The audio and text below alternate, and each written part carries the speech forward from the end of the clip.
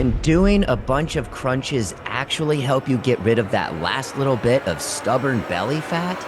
Only one way to find out. I'm doing 500 crunches every day for a week to see what kind of results you can get. I keep seeing all these videos by female influencers, and their before and after pictures seem to suggest that they can get flatter stomachs in just 5 to 7 days. And while it sounds like a crock of crap to me, is that a thing? A crock of crap? I've done way dumber things than this. So let's give this challenge a whirl. Day 1. Here's what things are looking like at the start of this challenge. I'll show you what my final results are in just 7 days from now, and stick around because I'm also going to show you something that these influencers aren't telling you, and it's kind of the key to how they're getting such amazing results. Now, in all these videos I've been watching, these ladies are doing bicycle crunches, so not your standard crunch. And I didn't change anything else about my life for these 7 days. I'm not even doing their little mini diet. I'm not even sure what a mini diet means to these girls because their diet looks like my 7-year-old niece's birthday party. I'm just doing 5 sets of 100 crunches with 30 seconds of rest in between each set. I should also point out that I just had my appendix removed a few months ago, so my core strength ain't what it used to be. And my wife, Tracy, told me she wouldn't be surprised if you never get your abs back because of this surgery. And I said, Tracy? You don't say that. Okay, so day 1 was a bit rough. Here goes day 2. You know that feeling you get when you eat a cheesy gordita crunch from Taco Bell? You know you shouldn't have ordered it, but the picture made it look so good.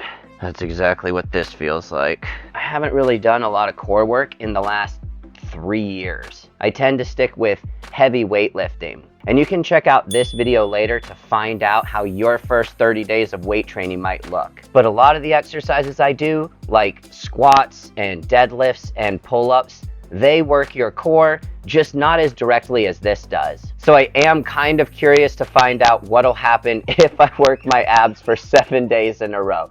That's the best time to play with your toy.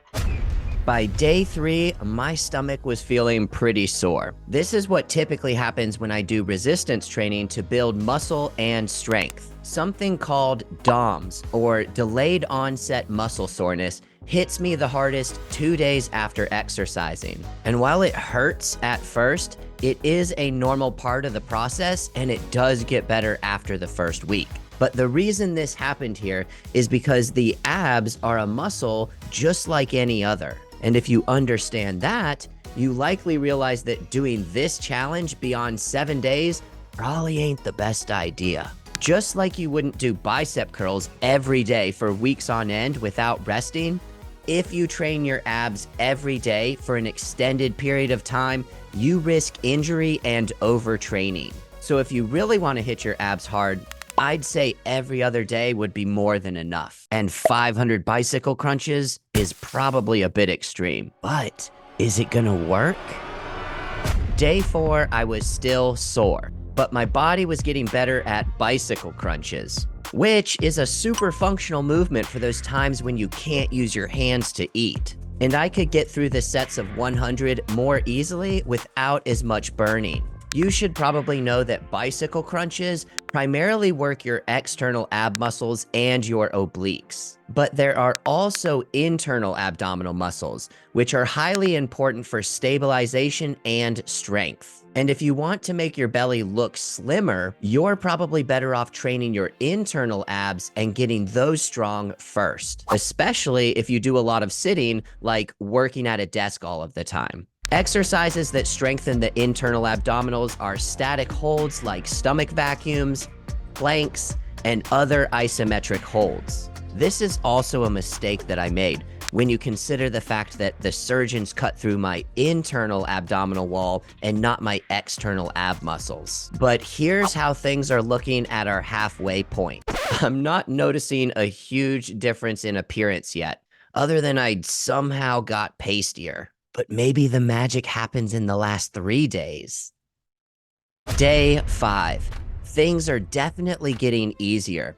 It still burns, but I feel like the form is getting better. But after seeing my day 4 video, I'm not so sure I'm gonna be able to see any results from all of this hard work. The main reason for my uncertainty is because of what I was taught since day one of Personal Trainer Hell Week, when they ran us all through Personal Trainer Basic Boot Camp. I was taught that spot reducing fat from specific areas of your body is impossible. And I've been told that you can't lose belly fat simply by targeting your stomach with crunches. Because in order to have lean, toned, or ripped muscles, you need two things. One, muscle. Two, you need there to not be a layer of fat covering that muscle so that it can actually show. And this is especially true with your abs, since most people tend to store a lot of their body fat in their midsection. So I'm thinking, unless you're like these little 20-year-old YouTubers and you only have 10% body fat to begin with, you're likely not going to see a ton of results from excessive crunches, because there's still gonna be belly fat covering them up. Day 6, 500 more crunches. I started feeling some tightness and strain in my hip flexors, which is an early sign of overtraining. Another good reminder that doing the same exercises every day ain't the best idea I've ever had. A better alternative here would be to vary the types of core exercises you're doing each day. And better yet, take every other day off and devote more of your attention to your diet. You've likely heard that weight loss is 80% diet and 20% exercise, or that abs are made in the kitchen, or that you can't out-exercise a poor diet. If you want a toned, lean physique, you need to have your exercise and your diet dialed in. But your diet is exponentially more important than exercise for at least two reasons. One, it contributes more greatly to your body weight. And two, you have to pay attention to your diet all day long versus the 45 minutes you might spend exercising each day. So if you have to pick one over the other, your nutrition always wins over exercise. Day 7. Today's the day.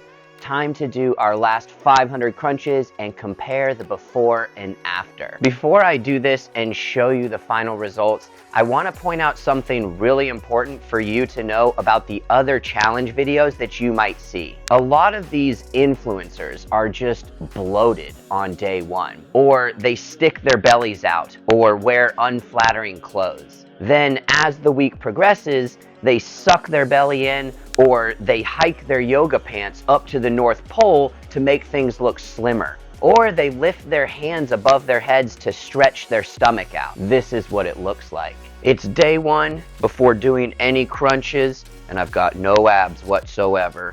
And here we are on day 2. Already we're seeing some pretty amazing results from these crunches. Ooh, that's even better. It's also worth noting most of these ladies have less body fat than I do, which is kind of crazy because women typically should carry more body fat than men.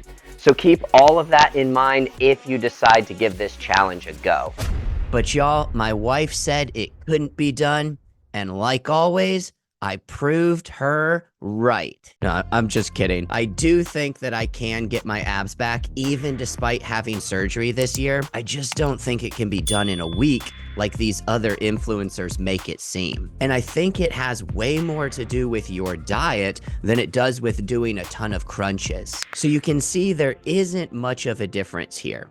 My starting and ending weights are literally the same, so I feel this gives you a good idea of what crunches by themselves for 7 days will actually get you. You'll get better at crunches, and you'll experience a lot of soreness, and well, no, that's actually pretty much it. And maybe you don't even care about abs. The truth is, 10 years ago, I did care about having abs. But sometime during my late 30s, my motivations changed. I now care more about being healthy and living longer and being around for my wife and this dum-dum. And let's face it, maintaining 10 to 12% body fat where your abs actually look defined can be a bit of a pain. You have to watch what you eat a lot more than what it takes to hang around, say, 13 to 15% body fat. And fortunately, staying around 13 to 15% body fat isn't nearly as tough. It really just takes some adjustments to what you're eating